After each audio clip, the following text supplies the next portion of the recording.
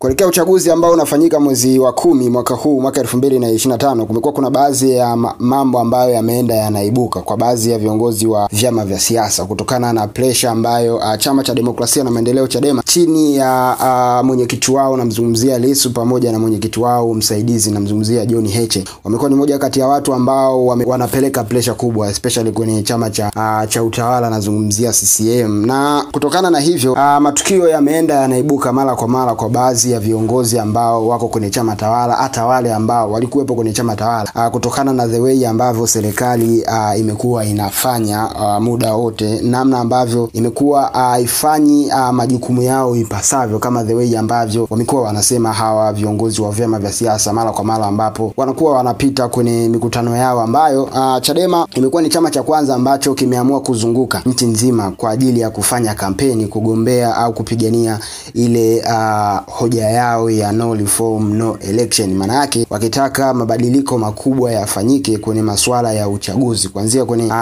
ogani ambayo inasimamia masuala ya uchaguzi, tunazungumzia NEC ambayo ndo chombo husika ambacho kinasimamia masuala yote ya uchaguzi, kwamba kuwe kuna baadhi ya vitu ambavyo vinafanyika kwa uchaguzi ambao ulifanyika huko nyuma, kwamba kumekuwa kama kuna upendeleo umekuwa unafanyika kwenye chama tawala, ndivyo. Lakini kutokana na hii hoja kwamba Chadema wanaamini kwamba wakiendelea kuwa encourage au kutoa education zaidi kwa raia kuhusiana na namna ambavyo serikali imekuwa inawafanyia, basi kunawezekana kukatokea mabadiliko makubwa kuelekea uchaguzi ambao unaenda kufanyika mwaka huu mwaka 2025 mwezi wa 10. Na baadhi ya hivyo sasa tumeanza kuona ni namna gani ambavyo unaweza ukasema nchi imeanza kuchangamka kutoka kwa viongozi ambao ni wa chama tawala ambao walikuwepo, na viongozi ambao wameendelea kutoa education kwa wananchi kuhusiana na namna ambavyo inatakiwa waliact kuhusiana na serikali jinsi ambavyo inafanya. Sasa moja kati ya video ambayo nimeona ni share na wewe muda huu ni video ya aliyekuwa speaker wa bunge Job Ndugai, ambaye of course ameongea mambo ambayo ni yale ambayo yamekuwa yanaongelewa muda wote na viongozi wa chama cha upinzani, nazungumzia chama cha demokrasia na maendeleo, especially John Heche. Amekuwa akizungumzia kuhusiana na namna ambavyo deni la taifa linavyozidi kukua, lakini kumekuwa hakuna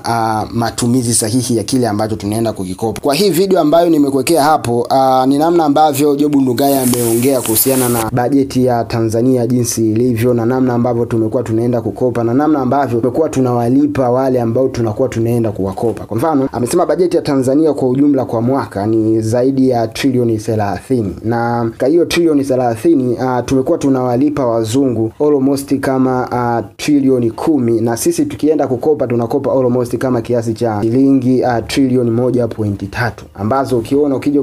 ukikalkulate kwa budget ya kawaida unaona ni kama vile tunajinyonya sisi. Kwa mujibu wa ripoti ya CAG ambayo imetoka hivi karibuni, deni la taifa limeongezeka kufika zaidi ya trilioni 97, lakini tumeona kwamba ni namna gani ambavyo deni la taifa linaongezeka, lakini kile ambacho tumekuwa tunakipata ni opposite na kile ambacho tunakuwa tunakikopa. Hii ni dhahiri kwamba kile ambacho viongozi wa chama pinzani wamekuwa wanakisema mara kwa mara kwenye mikutano yao ambayo wanaifanya almost nchi nzima, ni dhahiri kwamba kuna namna fulani ambavyo wananchi inabidi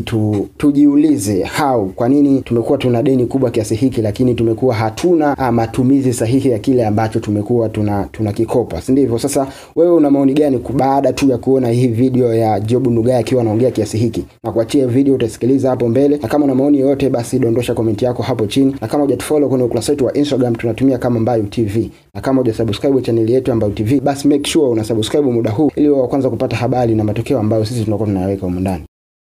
Bajeti yetu trilioni 30. Sawa trilioni 30 na kitu, ndio 10 katika hizo kwa mwaka tunalipa madeni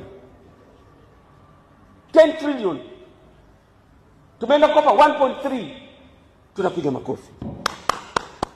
nchi nzima 1.3, tunawapa wazungu 10,